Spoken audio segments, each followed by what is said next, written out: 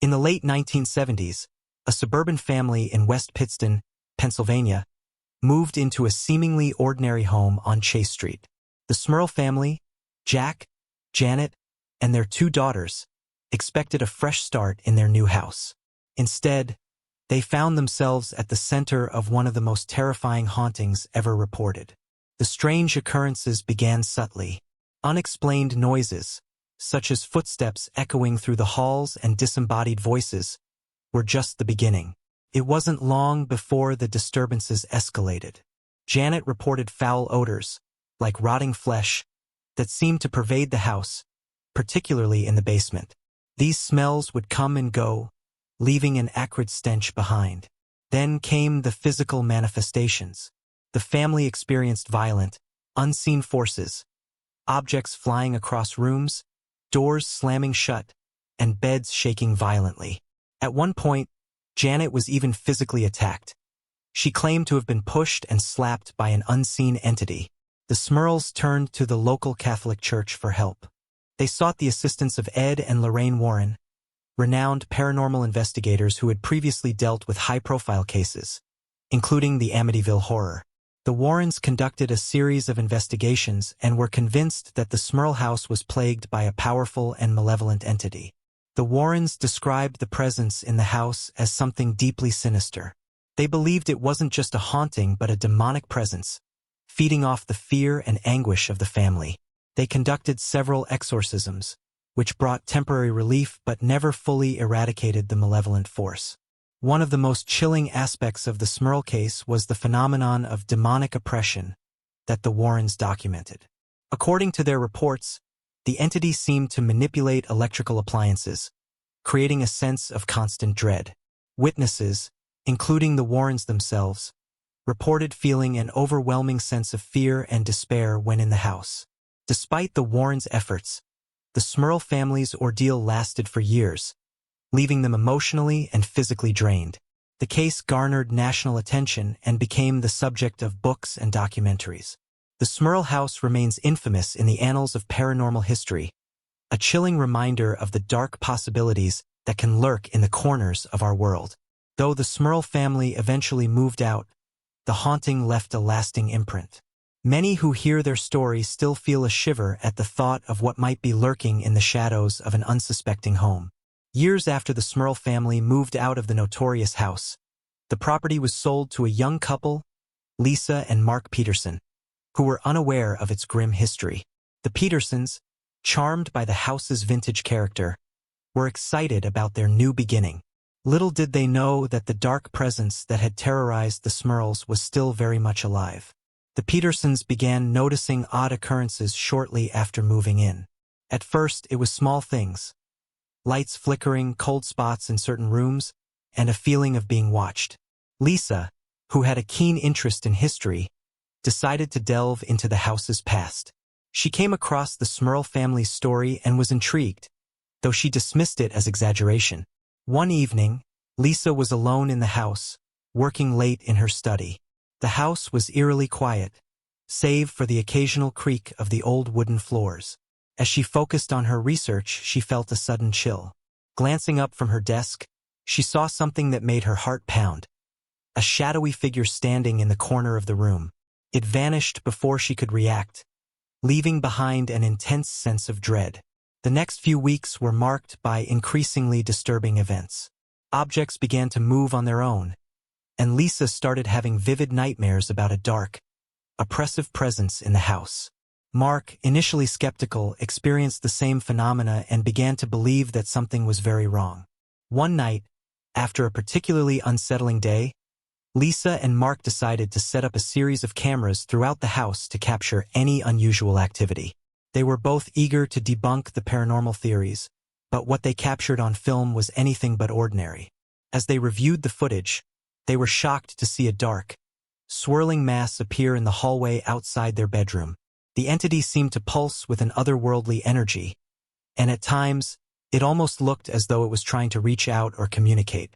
The most chilling footage showed the mass coalescing into a human-like shape before dissipating. Desperate for answers, Lisa and Mark reached out to the Warrens, who had retired from active investigations but agreed to consult on the case remotely. The Warrens advised the Petersons to conduct their own investigation, focusing on cleansing rituals and speaking directly to the entity. They also warned them about the house's history, confirming that it was indeed a focal point for malevolent forces. The Petersons followed the Warrens' advice and performed a series of rituals to cleanse the house. During one such ritual, Lisa reported an intense feeling of anger and sorrow emanating from the entity. It seemed to resist the cleansing efforts, almost as though it was tied to the very fabric of the house. A breakthrough came when Lisa discovered a hidden compartment in the basement, behind an old wall panel. Inside, she found old newspapers and documents related to the house's original owner, a man with a tragic and violent history. The man had been a reclusive figure, rumored to have dabbling in occult practices. Lisa realized that this man might have invited the malevolent entity into the house. With this new information, Lisa and Mark contacted local historians and paranormal experts to further investigate the house's dark past. They uncovered records of unsettling rituals and a history of disturbances that dated back to the early 20th century. The house had always been a magnet for troubled souls. The Petersons decided to leave the house behind, knowing that their efforts had only managed to uncover a fraction of its dark history. Before moving out, they invited a renowned psychic medium to perform one last ritual to banish the lingering presence. The medium's ritual was intense and emotionally charged. Lisa and Mark reported feeling a palpable shift in the atmosphere, as if a great weight had been lifted. Whether the entity was truly banished or simply lying dormant, the Petersons hoped that their departure would bring peace to those who followed. The house remained vacant for several months before being sold again. While its reputation as a haunted location continued to attract curious visitors and paranormal enthusiasts, those who had experienced its darkness firsthand knew the truth. Some places are forever marked by the shadows of their past, and the unseen can leave a lasting impression on both the living and the dead. Years passed since the Petersons left the house, and it lay dormant, its reputation for being haunted deterring potential buyers. The local community began to view it as a legend rather than a real threat, but some still whispered about the malevolent presence that had once plagued the Smurls and the Petersons. Then, one day, a new owner arrived, Clara Barnes, an ambitious and determined historian specializing in paranormal research. Clara had heard of the house's dark history and was fascinated by the chance to investigate it firsthand. She planned to turn it into a research center dedicated to studying the supernatural. Clara moved in, undeterred by the house's reputation. Her approach was scientific and methodical. She installed state-of-the-art equipment to monitor any unusual activity and began a comprehensive historical research project. She hoped to uncover definitive evidence of the house's paranormal phenomena while preserving its rich and troubling history. At first, everything seemed calm. Clara spent hours cataloging old documents and records, researching the house's original owner and other occupants. However, as days turned into weeks, Clara noticed subtle but increasingly disturbing occurrences. Lights flickering on and off, cold spots appearing in random rooms, and the occasional, inexplicable feeling of being watched. One evening, while reviewing old newspaper clippings in her study, Clara stumbled upon a particularly cryptic article from the 1920s. It detailed a series of mysterious disappearances linked to the house, suggesting that some individuals who had entered the property had vanished without a trace. The article hinted at a dark ritual that was supposedly performed on the premises, a ritual tied to ancient occult practices and demonic summoning. Driven by curiosity, Clara decided to conduct her own investigation into these occult practices. She reached out to experts in ancient rituals and folklore, learning that the house's original owner had been rumored to have participated in a secretive cult. The cult was believed to have used the house as a site for rituals intended to summon and bind dark entities. Clara's research uncovered an old journal hidden in the basement, tucked away behind a false wall. The journal belonged to the house's original owner, Charles Gray, and contained detailed accounts of his occult experiments. The final entries were particularly disturbing. They described a failed ritual that had gone horribly wrong, resulting in the summoning of a powerful and vengeful entity. As Clara delved deeper into the journal, she realized that Gray had inadvertently opened a portal to another realm, a realm inhabited by malevolent beings. The entity that haunted the house was not simply a ghost but something far more dangerous, a being that thrived on fear and despair. Determined to end the curse once and for all, Clara sought the assistance of renowned paranormal experts and occult practitioners. They performed an extensive cleansing ritual designed to close the portal and banish the entity from the house. The ritual was complex and required a precise alignment of ancient symbols and invocations. The night of the ritual was tense. Clara and her team worked tirelessly, their voices echoing through the empty house as they recited incantations and performed intricate ceremonies. The air was thick with anticipation and fear. As they approached the climax of the ritual, the house seemed to come alive with a malevolent energy, the walls vibrating and an oppressive darkness filling the rooms. At the ritual's peak, Clara felt a sudden, intense cold and an overwhelming pressure, as if the entity was fighting to remain in the house. But with the final invocation, the darkness began to dissipate. The temperature stabilized, and the oppressive atmosphere lifted. Clara and her team emerged from the ritual exhausted but hopeful. The house, once again, fell silent. Over the following weeks, Clara monitored the property and found no signs of paranormal activity. It seemed that the cleansing had worked. Clara's work was celebrated in the field of paranormal research. She published her findings, detailing the dark history of the house and the steps taken to confront the supernatural forces. The Smurl house became a case study for both historians and paranormal researchers, illustrating the profound impact of historical events on the present. The house itself remained quiet and unremarkable, its reputation for being haunted fading into history. Clara moved on to other projects, but she often reflected on her time at the Smurl house, knowing that she had confronted something truly dark and had, for now, put an end to the nightmares that had haunted its past. But in the back of her mind, Clara knew that some secrets never truly disappear.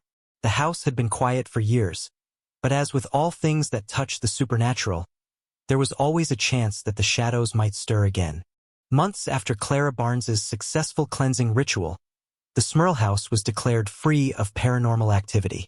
It became a peaceful haven, devoid of the ominous presence that had once terrified its occupants. Clara's research was lauded, and she continued to gain recognition in the field of paranormal investigation. However, one night, as Clara was reviewing her notes and preparing for a lecture on the Smurl house, she received an unexpected visit from an elderly man named Arthur Whitfield. Arthur claimed to have been a childhood friend of Charles Gray, the house's original owner. Arthur, frail and visibly distressed, insisted that he had information that Clara needed to hear. He revealed that, before Charles Gray's death, he had discovered a hidden chamber within the Smurl house, a chamber that had been sealed off and was never mentioned in the historical records or Gray's journal. Arthur explained that Charles had confided in him about this secret chamber. Gray had feared that whatever lay inside was far more dangerous than anyone could comprehend. He had attempted to seal it off permanently, but Arthur had always wondered if the chamber had truly been sealed or if it remained a source of hidden terror. Intrigued and concerned, Clara agreed to investigate the hidden chamber. She and Arthur returned to the Smurl house, where she meticulously examined the basement and other possible locations where a hidden chamber might be. They found nothing unusual until Arthur pointed out a loose section of the wall near the old furnace room. With a combination of tools and considerable effort, Clara and Arthur managed to pry open the wall. Behind it, they discovered a hidden door covered in strange symbols and runes, apparently untouched for decades. Clara's heart raced as she unlocked the door and pushed it open, revealing a narrow staircase leading down into darkness. Using a flashlight, Clara descended the staircase with Arthur close behind. The chamber was small, its walls lined with ancient symbols and dark, occult artifacts. At the center of the room stood a large, intricately carved stone altar. On the altar lay an old book, bound in worn leather, and a collection of dark, ritualistic items. As Clara approached the altar, she noticed an unsettling presence in the room. A heavy, oppressive feeling that seemed to grow stronger as she neared the book. She opened it carefully and found that it was filled with occult writings, spells, and rituals that described how to summon and control entities from other realms. One page in particular caught her attention. It detailed a ritual designed not just to summon entities but to bind them permanently to the physical realm. The implications were chilling. If the ritual had been performed improperly, it could have trapped the entities within the house itself. Arthur revealed that Charles Gray had been obsessed with the idea of controlling these entities, believing he could harness their power. But his attempts had gone awry, leaving the entities trapped and angry, which likely contributed to the disturbances reported by the Smurl and Peterson families. Realizing the gravity of the situation, Clara and Arthur decided to consult with a team of experts to perform a thorough examination of the chamber and the artifacts. They discovered that the altar was specifically designed to channel dark energies, and the artifacts were part of a complex and dangerous ritualistic practice. As they worked to carefully remove the artifacts and close off the chamber, they experienced a series of unsettling events.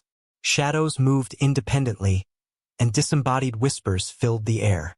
Clara's team, experienced in handling paranormal phenomena, noted that these disturbances were unlike anything they had encountered before.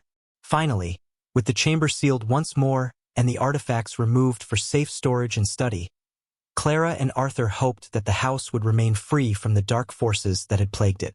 However, the experience left Clara with a profound sense of unease. The hidden chamber had revealed that the Smurl house was more than just a haunted location. It was a nexus of dark, occult forces that had been tampered with in ways they had only begun to understand. The Smurl house continued to stand as a testament to the dangers of meddling with forces beyond human comprehension.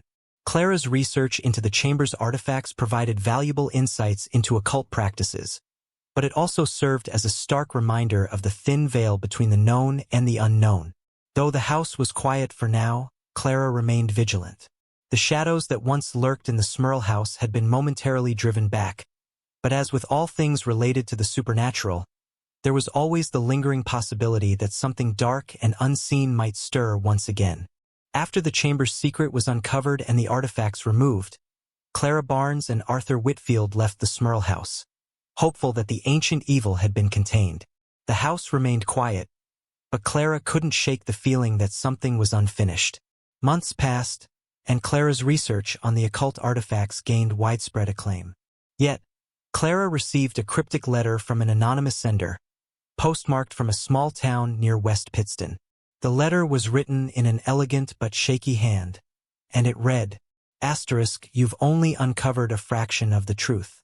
The darkness within the Smurl house is far from vanquished. Seek the diary of Evelyn Gray." Intrigued and unsettled, Clara decided to investigate further. Evelyn Gray was the wife of Charles Gray, who had reportedly died under mysterious circumstances many years before the house's hauntings began. Evelyn's name had appeared only briefly in her previous research, and Clara had never encountered any of her writings. Clara traveled to the small town, where she learned that the Gray family had once been prominent in the community. Evelyn had been a reclusive figure, rumored to have practiced her own form of occultism. The townspeople spoke of her with a mix of reverence and fear, suggesting she had possessed deep knowledge of the supernatural. Clara visited the local historical society, hoping to find any leads on Evelyn Gray. To her surprise, she discovered that Evelyn's personal effects and writings had been donated to the society years ago, but they had been placed in storage and forgotten. With the help of a sympathetic archivist, Clara unearthed a dusty old box containing Evelyn's diaries. The diaries were filled with cryptic notes, sketches of occult symbols, and detailed accounts of rituals. As Clara read through them, she found entries that hinted at Evelyn's own battles with dark forces and her attempts to protect her family from them. One diary entry stood out. Charles's experiments have gone awry. The entities he summoned are angry and restless. I fear they are not alone. I must find a way to contain them before they escape. The ritual must be completed, but it requires a sacrifice, one that will bind the entity to this world forever, at the cost of the soul who performs it. The chilling revelation struck Clara. Evelyn had been trying to prevent the entities from breaking free, and the ritual Charles Gray had attempted was only part of a much larger and more dangerous scheme. Evelyn's writings suggested that the dark forces were far more intricate and sinister than previously understood. Determined to uncover the full extent of the danger, Clara delved deeper into the diaries and found a reference to a hidden location connected to the house's original construction. Evelyn had written about a place of binding, a secret area that could either imprison or release the entities. Clara followed the clues to an old, overgrown cemetery on the outskirts of town. There, she discovered an entrance to an underground crypt, partially concealed by vegetation. Inside, she found a series of ancient, deteriorating symbols and inscriptions that matched those from the Smurl house's hidden chamber. As Clara explored the crypt, she felt an oppressive presence, a sense of being watched. The atmosphere grew colder, and shadows seemed to shift and move around her. At the center of the crypt was a large, stone sarcophagus adorned with similar occult symbols. Clara carefully opened it and discovered an ancient, dust-covered tome bound in what appeared to be human skin. The tome contained dark rituals and incantations, some of which mirrored those found in Evelyn Gray's diary.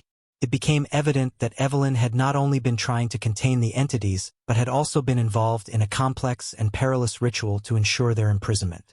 However, it appeared that the ritual had been incomplete, leaving a dangerous opening for the entities to exploit. Realizing the gravity of the situation, Clara contacted her team of paranormal experts and occult scholars. Together, they conducted a thorough investigation of the crypt, documenting their findings and performing a powerful ritual designed to reinforce the bindings and prevent any further breaches. The ritual was intense and fraught with tension. As Clara and her team chanted the incantations, the air in the crypt became thick with dark energy. Shadows seemed to swirl and intensify, and a cold wind howled through the crypt's chambers. Yet, despite the chilling atmosphere, Clara and her team remained focused, working tirelessly to seal the crypt and reinforce the protective barriers. When the ritual was complete, Clara felt a palpable shift in the energy, as if a great weight had been lifted. The oppressive presence in the crypt subsided, and the shadows retreated. Clara and her team emerged from the crypt, exhausted but hopeful. The Smurl house, having remained silent for months, seemed to be at peace once more. Clara's work was not only a significant achievement in the field of paranormal research, but also a testament to the enduring battle between light and darkness. She left the Smurl house with a renewed sense of caution and respect for the unknown, knowing that some mysteries, no matter how well understood, are never truly resolved. As she drove away from West Pittston, Clara glanced back at the house, its silhouette dark against the setting sun. The Smurl house had given up its secrets, but Clara knew that its history would continue to cast long shadows into the future. The darkness that had once haunted it had been pushed back, but as with all things supernatural, it was never completely gone.